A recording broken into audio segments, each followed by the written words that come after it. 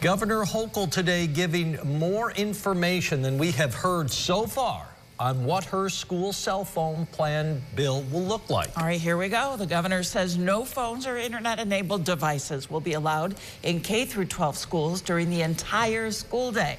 This includes classes, lunch, and study halls. Schools will also have to come up with their own plans for how to store the phones during the day. The governor proposes $13.5 million to help schools pay for this. Schools must also make sure parents have a way to contact their kids. So News Channel 9's Victoria Kellogg today talked to the Central Square superintendent, who's unsure how they're going to pull all this off. The idea sounds straightforward. Kids are being besieged with addictive algorithms, toxic social media, and cell phones that just can be so manipulative that it becomes addictive like a drug.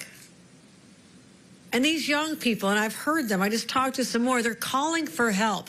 Keeping students off their phones so they can learn. But Central Square Superintendent Tom Colabufo isn't convinced this could be done for an entire school day. I think sometimes when you push too hard for something, it's like you're trying to fit, 50 pounds of apples in a 5-pound bag.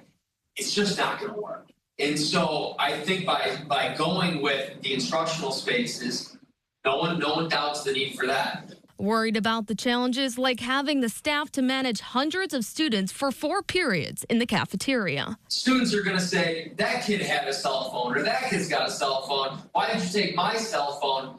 I think the juice isn't worth the squeeze. Schools will also have to figure out how to store all the devices. With some help from the state's $13.5 million funding proposal. But the real question is, will that cover it all? But there's over 750 school districts, which would mean about $13,500 per district. That's not going to hire monitors and what we would need.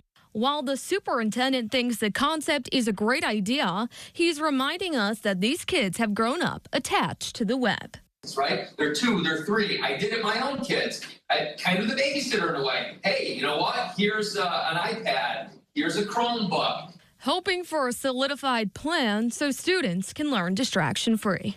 In East Syracuse, Victoria Kellogg, News Channel 9.